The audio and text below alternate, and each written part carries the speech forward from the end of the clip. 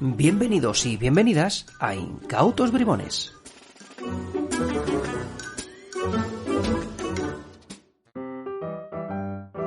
Jesfer, querido y añorado Jesús,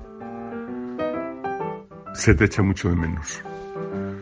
No tuve ocasión de verte en tu número de cabaret en tus tiempos, pero sí el número completo en un memorable San Juan Bosco que tuvo lugar en el Hotel Vitoria en Madrid, en el que también estaba Fraxo. Después sé que has estado, porque te lo oía contar, haciendo también magia de cerca en el prestigioso restaurante Maite. Y también recuerdo breves encuentros de pie en la SEI antes de las reuniones, cuando contabas, rememorabas tus anécdotas de tu vida profesional por Europa, muchas de ellas junto con el también querido y añorado Fred Katz. Se te recuerda siempre. Bienvenidos y bienvenidas a Incautos Bribones, el podcast de Páginas. Mi nombre es Borja Meyer, soy entretenedor profesional y el capitán de esta aventura audiofónica, como imagino que si sois oyentes habituales estáis cansados ya de escuchar. En este episodio de Incautos Bribones vamos a hablar de uno de los grandes manipuladores españoles de todos los tiempos, un hombre que viajó por toda Europa y que puso la magia donde se merece, en lo más alto. Y es que hoy hablamos en Incautos Bribones sobre Jesfer. Comenzamos.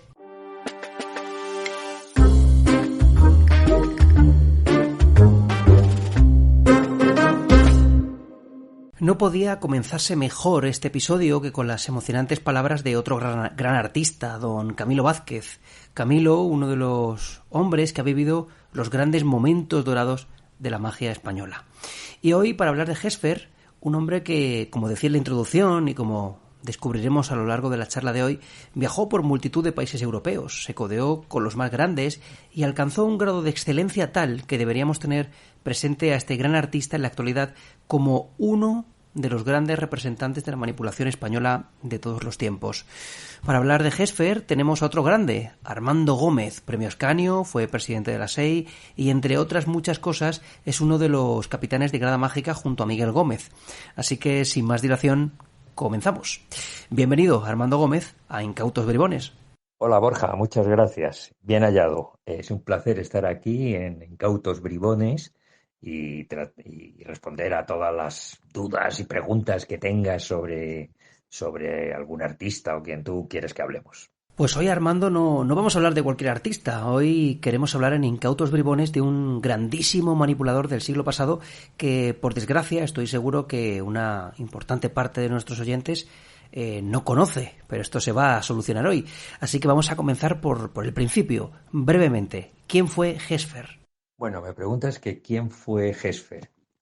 Pues Jesfer fue un ilusionista madrileño que nació en el año 1937 aproximadamente, que debutó muy joven, que fue profesional durante muchos años, un profesional muy cotizado, tanto en las salas de Madrid, en la época en la que Madrid había unas salas de fiesta fabulosas y se contrataban muchos magos, y que después tuvo una carrera profesional grandísima y súper reconocida en Alemania. Él conoció y actuó con grandes figuras como Kaps, como Vermeiden, en fin, como muchísimos magos de renombre de aquella época, y que luego posteriormente volvió a Madrid y dejó de ser mago profesional y empezó a ser mago aficionado porque, bueno, creó una familia y él ya decidió salirse del mundo, digamos, del espectáculo en cuanto a ser profesional de él, ¿no? Y vivir de él, porque quería asegurar pues la manutención de su familia, supongo. Y ha sido aficionado durante muchísimos años. Incluso se le concedió en un momento dado la medalla de oro al mérito mágico de la Sociedad Española de Ilusionismo, medalla que no tiene todo el mundo, obviamente, porque hay que tener una serie de condiciones y de cualidades mágicas, pues que no reúne todo el mundo. Bueno, pues yo creo ya, Armando, que lo primero que nos queda claro es que Gesfer no es cualquiera. Pero bueno, vamos a avanzar un poquito para ver vuestra relación. Coincidiste con Gesfer, así que cuéntanos cuándo y cómo conociste a este gran artista. Verás, la primera vez que yo vi a Gesfer, o sea, yo le conocía de la sociedad y demás, pero no lo había visto nunca actuar, porque obviamente cuando él ya se retira, pues yo todavía no había entrado en el mundo de la magia. Pero cuando yo le conocí en la Sociedad Española, perdón, le conocí en el CIP, el Club de Ilusionistas Profesionales, y bueno, hablaba con él y demás. Y un día le vi actuar. Y mira, a mí con independencia de las cosas que hizo, que estaban fantásticas, lo que primero que me llamó la atención es cómo pisaba el escenario, cómo estaba en escena, cómo miraba al público, cómo le daba el plexo solar, es decir, el pecho al público, cómo miraba a un lado, cómo miraba a otro, cómo hacía las pausas. Brutal. Esa parte para mí fue como un choque, ¿no? De decir, esto es otra cosa, estoy viendo otra cosa. Después, efectivamente, él hacía unos números fantásticos, tenía cosas propias, en fin, quizá los magos españoles que le han conocido ya hacia ahora, le conozcan pues porque él puso de moda en España un efecto que era la Belle de Nuit, la Bella de Noche. Él la hacía como nadie, increíble. Yo estaba enamorado de esa bola, incluso, bueno, luego él la fabricaba, yo le compré varias, monté una rutina, fui muchas veces a su casa para verla y era sencillamente encantador. Pero sobre todo, yo a los jóvenes les diría que no se fijen tanto en si hace un juego de una manera o de otra, sino en su pose de artista, en su pose de persona que sale al escenario, que ha pisado los escenarios mejores del mundo y que sabe cómo hay que estar ahí y qué hay que hacer. Era brutal. Claro, bueno, Gesfer era una excelentísima persona. Él vivía muy cerquita de donde vivía también Ramón Riobó. Vivía aquí en el barrio de Pacífico y en una callecita de bajada y en una casa pues, de esa época, ¿no? Y yo he estado muchas veces en su casa. Él, después de que yo le conociese y ya entablara cierta amistad con él, pues él me ofreció ir siempre que quisiera a su casa y demás a hablar de todo lo que fuera menester. Entonces, pues fui muchas veces, pero sobre todo lo que más recuerdo de esas charlas y esas cosas era cuando después de la SEI, de la reunión de la SEI, que solía ser los lunes, me pasaba lo mismo que me pasó también con Arturo, que muchas veces yo le acercaba a su casa, porque me pillaba, yo vivía cerquita, yo vivía por la parte de Torre España, entonces más o menos me pillaba de paso y le llevaba. Y entonces todo ese viaje era que podía durar media hora, 3/4 de hora, porque luego nos solíamos quedar hablando.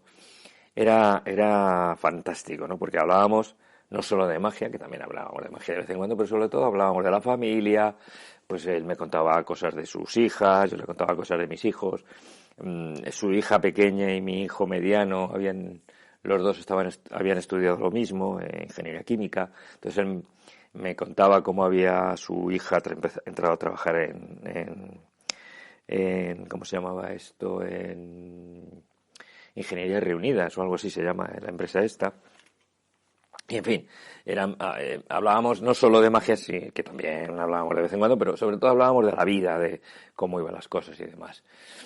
Y cuando ibas a su casa, pues era fantástico, porque te contaba ya no solo sus cosas, te enseñaba sus cosas de magia y demás, sino que muchas veces hablabas a lo mejor de otra gran figura. Por ejemplo, pues él había tenido muchos contactos cuando Fraxon se vino a vivir ya a Madrid, y entonces pues te contaba cosas, te enseñaba cosas que él tenía, que le había regalado Fraxon, como la Oulet y en fin, una serie de cosas que eran absolutamente fantásticas, ¿no? Entonces, pues digamos la gran amistad que conseguí formar con él, y conocía a su mujer, conocía a sus hijas, pues vino un poco por ahí, ¿no? El cómo juntarnos y cómo estar después de las reuniones, pues charlar de la vida en general, ¿no? Estupendo, Armando. Bueno, quedan ahí acreditadas esas credenciales de sobra para hablar sobre Hesper. Y bueno, Hesper, has comentado a Fraxon, Hesper actuó en salas de fiesta, viajó por Europa, al parecer fue amigo de Caps. Cuéntanos un poquito su historia para que le conozcamos un pelín mejor. A ver, Hesper, siendo muy jovencito, él le gustaba mucho el ilusionismo, claro, y hacía sus actuaciones y demás, pero dentro de un círculo pues restringido. Por esa época había en Madrid muchas salas de fiestas y se programaban muchas cosas, y concretamente en el Retiro había 2 salas de fiesta. Estaba el Florida Park y estaba una sala que ya desapareció, que era seguramente la más famosa en aquella época, que era Pabellón. Pabellón era una sala enorme donde venían los mejores artistas del mundo, no solo de España.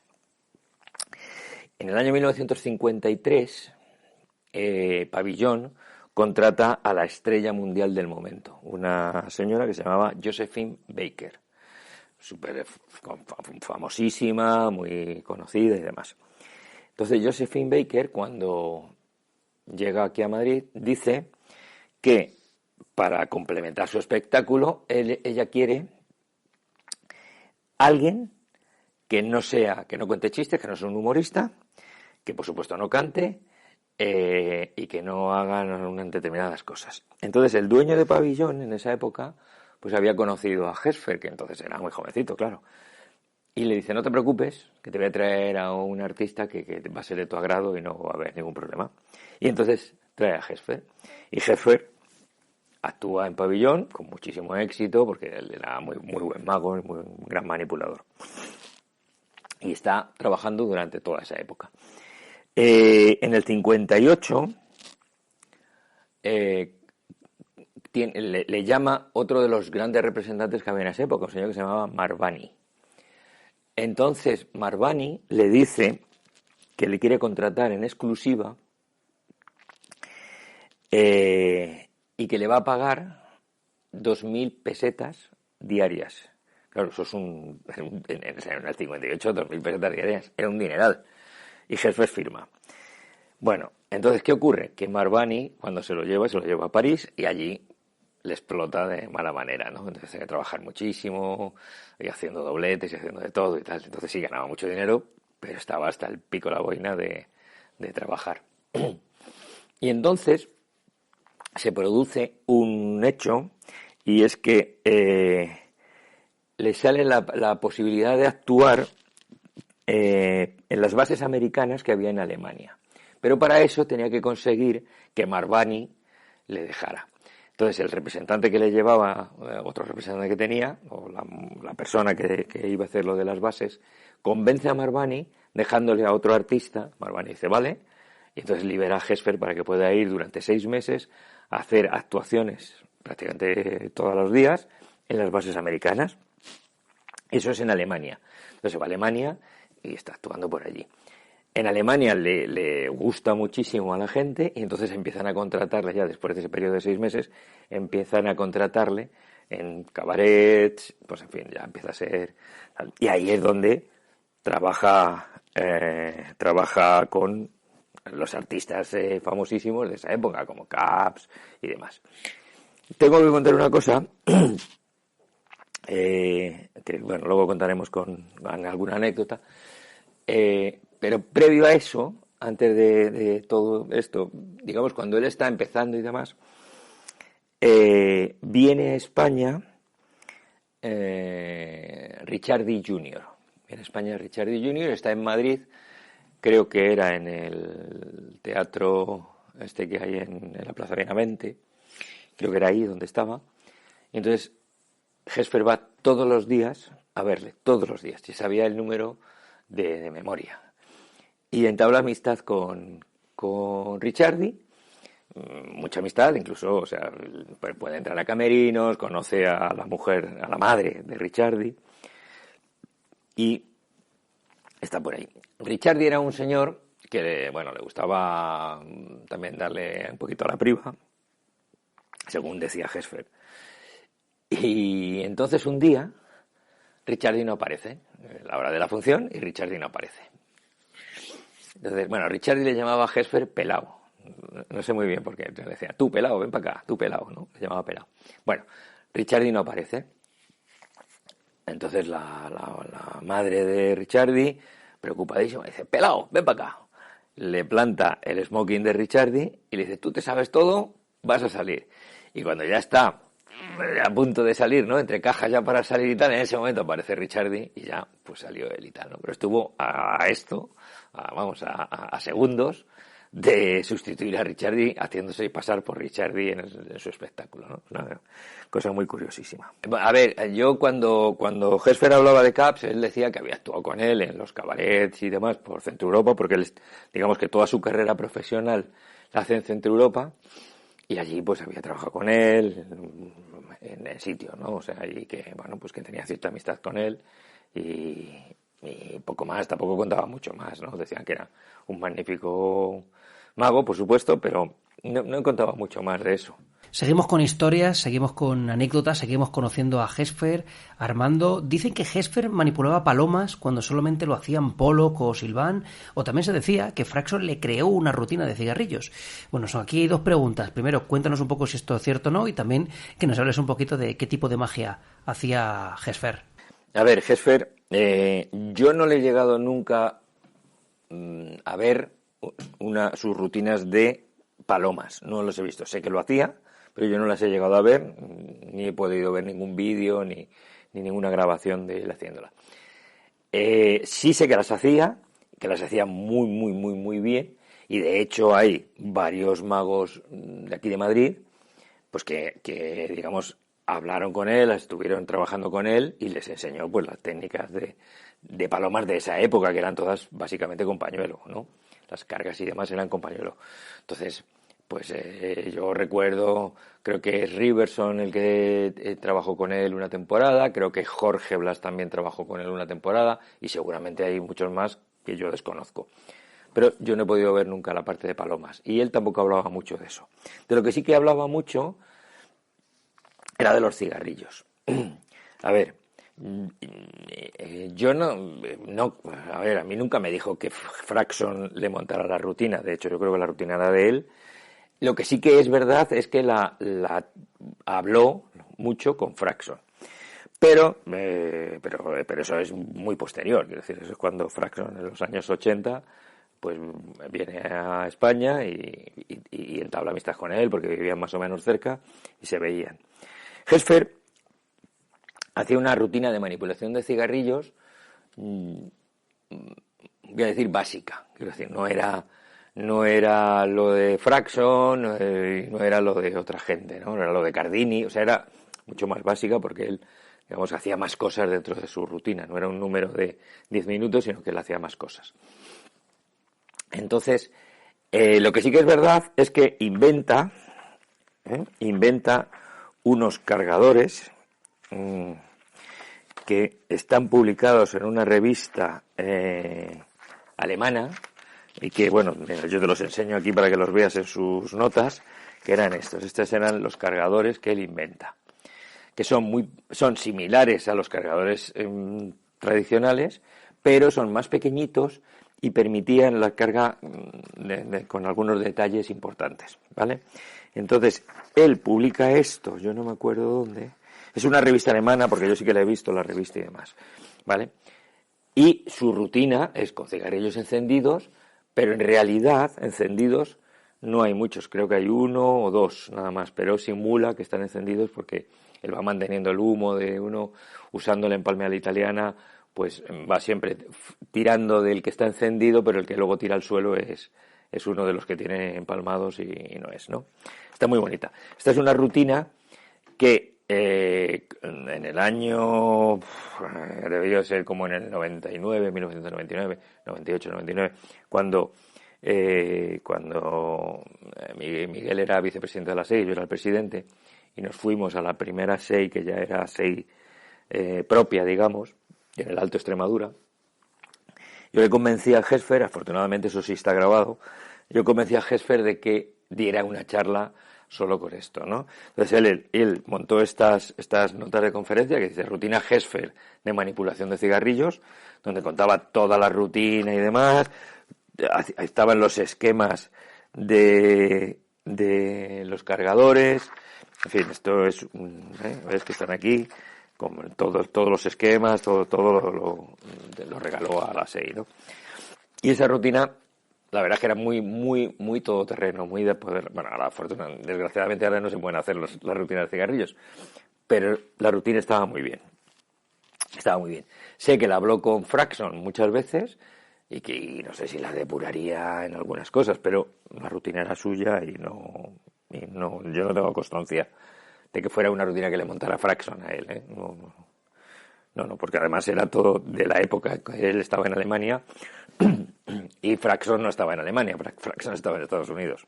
Tema aclarado, cuestiones solucionadas y continuamos, porque imagino, Armando, que le viste actuar alguna vez y creo que sería interesante para nuestros oyentes saber cuáles eran sus efectos credenciales, es decir, cuáles eran los efectos que más presentaba ante el público y cuáles el público más celebraba. A ver, los efectos que más le representaban, ya en la época en la que yo le conozco, que evidentemente no fue su época profesional, porque, bueno, voy a contar esto porque quizá un poco desconocido a la gente. Gesfer, cuando estaba estudiando en Alemania, cuando estaba trabajando en Alemania, tenía bastante tiempo libre, porque solo tenía que actuar, imagínate, no recuerdo cuándo, ya no me acuerdo cuándo me dijo, pero los fines de semana. Y durante toda la semana él estaba ocioso, digamos, ¿no? Libre. Entonces él se dedica a estudiar y se hace una ingeniería, se saca una carrera de ingeniería.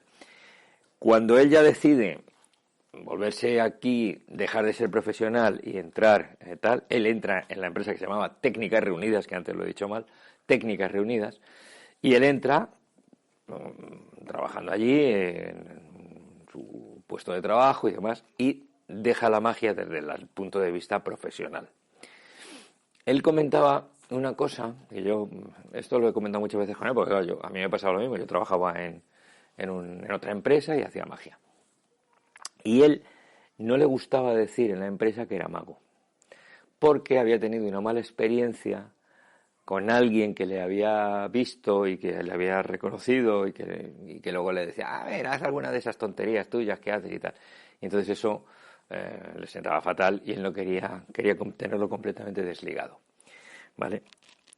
Que es una cosa que siempre era muy de Gesfer, ¿no? Decir, yo no digo que soy mago en la empresa es la empresa y esto es otra cosa. Entonces, de la parte que yo ya he conocido, porque yo no he conocido la parte profesional, ¿no? Pero de la parte que yo he conocido, sus juegos credenciales, que eran los que hacía, digamos, siempre que actuaba, por las veces que yo le he visto actuar, era la rutina de cigarrillos, que era muy bonita. De hecho, está grabada y se puede ver perfectamente en vivo y demás. Y sobre todo, La Bella de Noche. Él, por supuesto, no inventa La Bella de Noche. La Bella de Noche es un juego conocido. Pero cuando él la trae desde Europa y viene aquí, en España La Bella de Noche no se hacía o lo hacía muy poquita gente. No era un juego. Entonces, cuando él la trae, en esa época seguramente eran más las zombies y demás, ¿no? Entonces, cuando él trae La Bella de Noche, claro, es un concepto muy distinto, es muy bonito. Entonces mucha gente empieza a hacer La Bella de Noche en España. Y además él tiene una cosa muy buena, y era que él aprendió a fabricarlas. Y entonces él compraba, en época de Navidad, compraba las bolas estas de Navidad grandes y las trabajaba, en fin, las cortaba, las llenaba, las ponía unos pesos. Yo tengo como 3 o 4 suyas de varios tamaños. Y también lo que él llamaba la carga, que en realidad es el hilo, él lo llamaba la carga, pues te explicaba cómo tenía que ir y tal. Yo he trabajado muchísimas veces con él, la rutina y tal. Y él decía una cosa que era muy interesante, y decía, esta rutina, La Bella de Noche, tiene 10 pases, no tiene más. O sea, empeñarse en hacer otras cosas no va. Pero es muy curioso porque hasta el último momento él seguía trabajando y llegó a un final que era muy distinto. Y era el final que él montó cuando, digamos, un poco, bueno, unos años antes de morir, él hacía la vela de noche, él tenía 2 botones de nácar limados y demás por donde pasaba el hilo, que estaban perfectamente limados para que el hilo no sufriese, pero en el último momento de su rutina subía la bola y cuando estaba la bola en el medio abría los dedos y hacía el pañuelo y se caía y la bola se quedaba flotando en el medio y ahí terminaba, que es un final completamente distinto que no tiene nada que ver con otra cosa. Y es un final suyo que se le ocurrió y cómo hacerlo. Y era muy bonito. Entonces yo creo que esos eran sus juegos referencia, ¿no? Yo los que siempre he visto. Luego le he visto hacer más cosas cuando hablando, esos digamos eran en escena sin hablar. Cuando hablaba él tenía 2 efectos que yo se los he visto también muchas veces. Uno que era el del perfume de la espectadora, que era digamos que les iba dando un papel en la mano y al final ese papel que era una rosa olía, ¿no? Que era una rosa que había hecho y olía a rosas o olía al perfume que el espectador o la espectadora en este caso quería y le olía a eso. Y otro que era fantástico cuando yo se lo vi hacer, era brutal, que era la Aulette de Fraxon, la grande esta que es un pedestal enorme, grande y tal, que es una gigante, que hay algunas fotos de Fraxon publicitarias con eso. Y yo siempre que le he visto ese efecto a mí me parecía brutal. No era suyo, era de Fraxon, pero él lo hacía como homenaje a Fraxon y era espectacular. Era espectacular. Y yo creo que esos son los juegos más de referencia que yo siempre le he visto. Pero es verdad que seguramente en las épocas en las que estaba en Alemania, pues tendría otros también, haría otras cosas, claro. Fantástico, Armando. Y no obstante, te voy a pedir una pequeña aclaración. Cuéntanos un poco, que por si acaso, yo sinceramente en ese momento cuando lo comentábamos no lo sabía.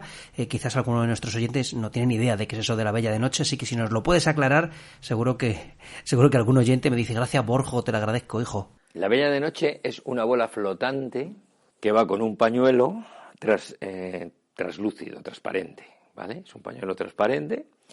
Entonces, la rutina tal y como la hacía Gesfer, él usaba el velador sombrero, ¿no?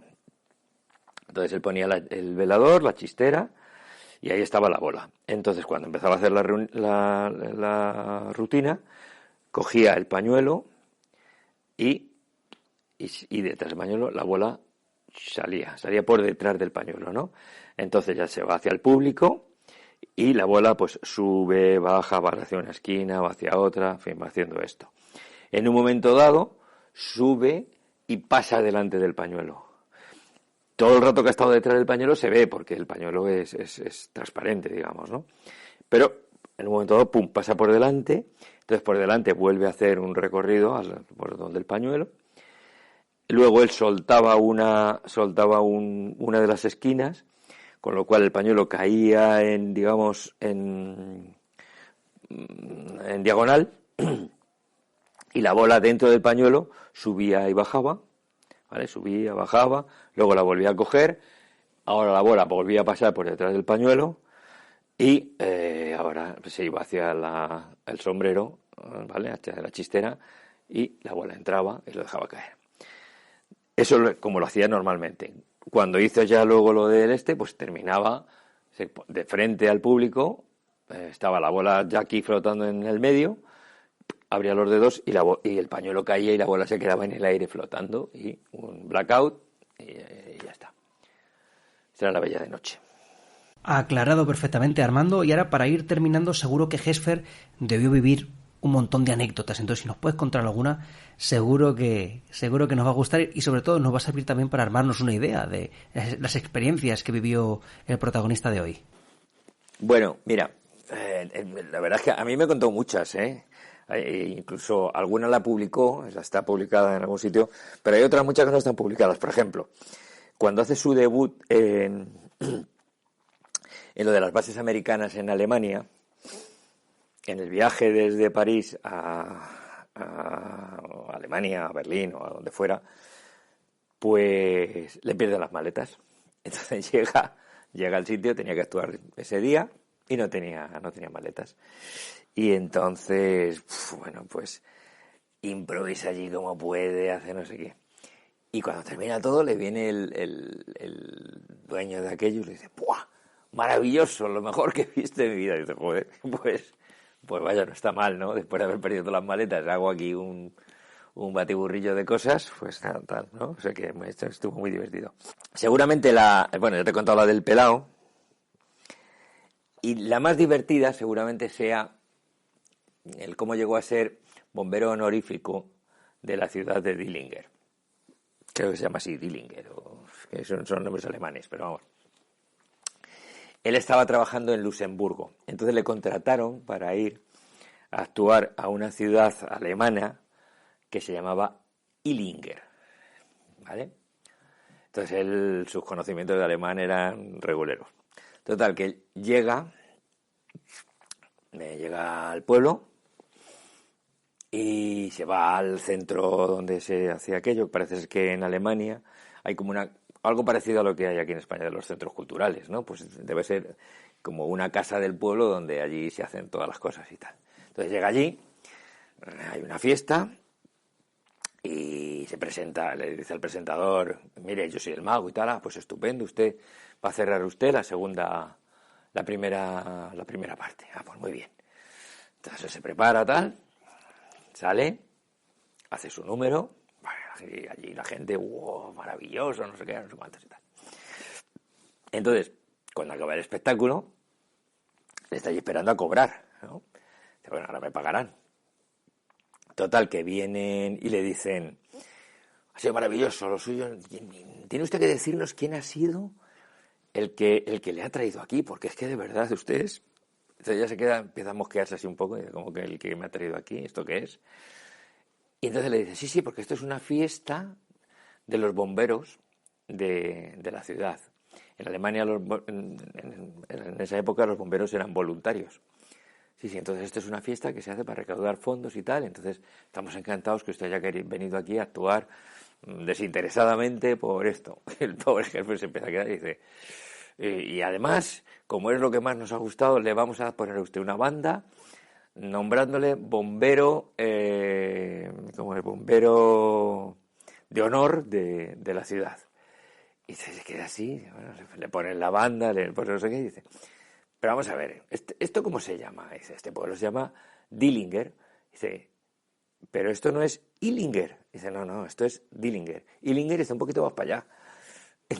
Entonces coge, pues muchísimas gracias. Y tal como estaba, cogió todos los trastos y salió corriendo para el otro pueblo que estaba unos kilómetros más para allá. Llegó y actuó y tal, ¿no? Pero era muy divertido porque de esa manera él se fue nombrado bombero honorario de la ciudad de Dillinger, ¿no? Pues, no me digas tú, ¿qué mago ha llegado a ser bombero honorario? Pues nadie, nada más que Helfer. Y hay otra cosa antes que no te he comentado, que me van viniendo cosas a la cabeza. Otro de los juegos referentes en una época suyos era de magia de cerca. Él hacía un juego en los años 50. Jean Carles trajo a España un juego que era un vasito de plástico y entonces echabas monedas y las monedas salían o no salían porque le aplicabas un imán que llevabas escondido en la mano, ¿no? Entonces aplicabas el imán, la moneda caía o no la aplicabas. Entonces, esto está documentado en una revista de ilusionismo de la Sociedad Española de Ilusionismo. Entonces, Ascanio, cuando ve eso y tal, pues dice, hombre, esto estaría estupendo si le pusiéramos el imán dentro del vaso y así poderlo aplicar. Y de ahí... yo siempre he dicho que seguramente es la primera referencia que hay a poner un imán en el culo de un vaso y de ahí deriva luego el famoso chop, ¿no? Pero entonces se hacía con monedas, no con bolas. Bueno, el caso es que esta idea se lleva a Barcelona y la ve el presidente del CEDAM de aquella época, ¿no? Que se llamaba Maimó, el de la Escuela Radio Maimó, pues ese. Entonces Maimó se fabrica unos vasos y tal y no sé qué.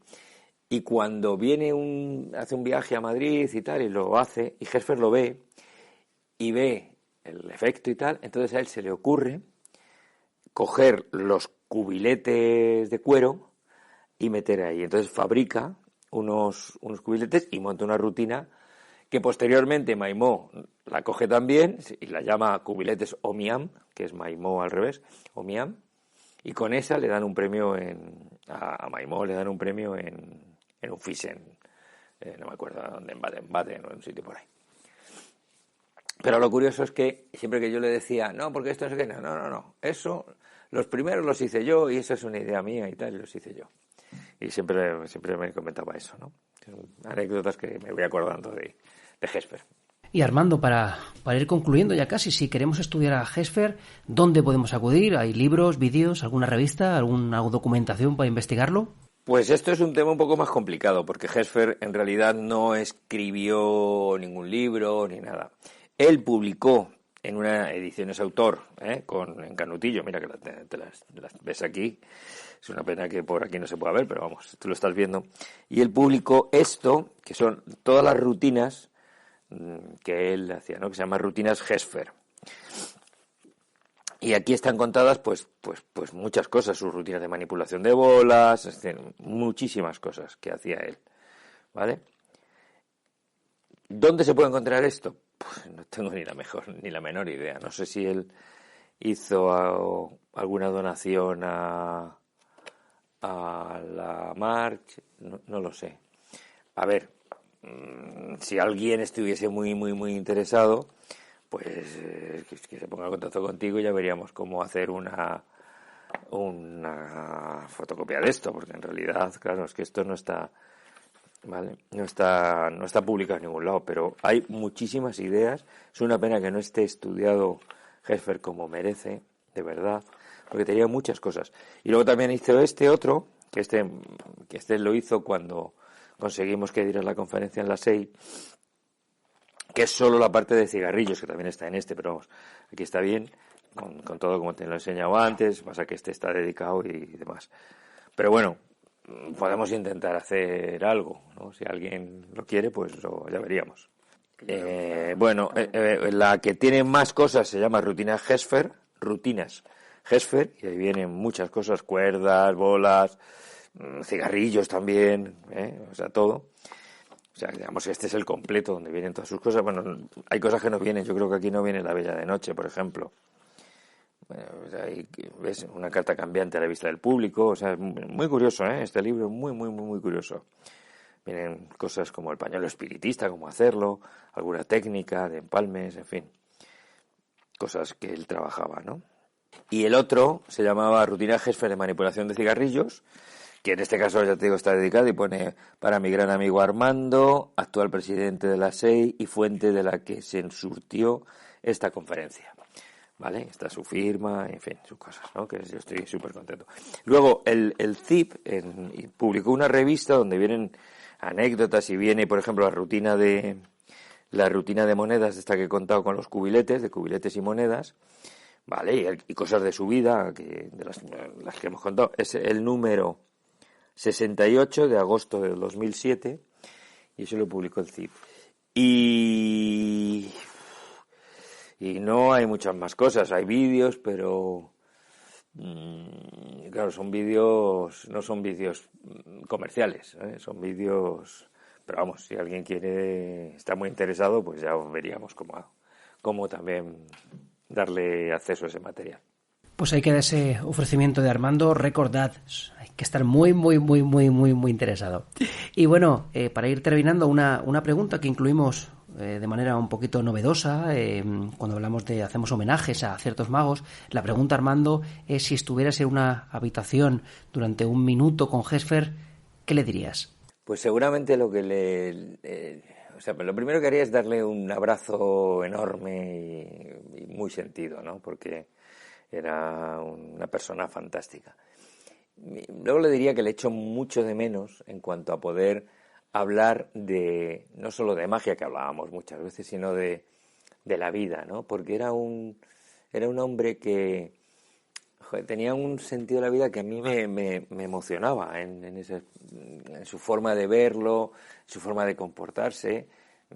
O sea, no tenía una mala palabra con nadie, todo era amabilidad, todo era fantástico, ¿no? Entonces, si yo pudiera estar ahora con él un minuto, no sé si le diría algo o directamente le pegaría un abrazo y estaría un minuto abrazado con él, sintiéndole muy cerquita, muy cerquita, muy cerquita. Creo que es eso lo que haría, ¿no? Y dándole las gracias por muchas cosas que él me transmitió, no tanto a lo mejor de magia, sino de vida, ¿no? De experiencia de vida. Y ya terminamos, así que muchísimas gracias, Armando, por haber estado en Incautos Bribones hablando sobre Gesfer. Pues muchísimas gracias, Borja. Si quieres en otro momento que hablemos de otro mago, podemos hablar de otro mago, pero sobre todo lo importante es que la gente no se olvide de quién fue Gesfer, que si puede verle, que le vea, porque de verdad es una lección de estar en escena y de muchas cosas, ¿no? Así que la gente lo disfrute. Por supuesto que sí, Armando. Bueno, muchas gracias una vez más. Y hasta aquí este episodio de Incautos Bribones, el podcast de la editorial Páginas. Muchas gracias a Camilo por su estupenda introducción y a Armando por ayudarnos a recuperar la historia de Gesfer. Y antes de terminar, dejadme que os recuerde que podéis enviar un email a incautosbribones@librosdemagia.com con las propuestas de vuestros temas favoritos para el podcast. Si tenéis algún artista que queréis que hablemos sobre él, nos escribís y nos ponemos manos a la obra. Y ahora ya sabéis, recordad en cada pase, en cada broma típica de mago, en cada sutileza psicológica, en cada teoría, que venimos de una tradición y que somos lo que somos gracias a los que han sido. Así que viva la magia y que vivan nuestros maestros.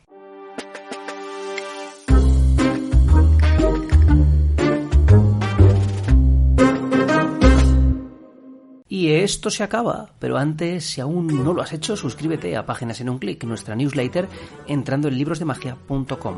Es gratuita y cada 2 semanas recibirás un montón de contenido mágico de calidad en tu correo electrónico. Así que corre, apúntate. En una semana volvemos con un nuevo episodio de Incautos Bribones.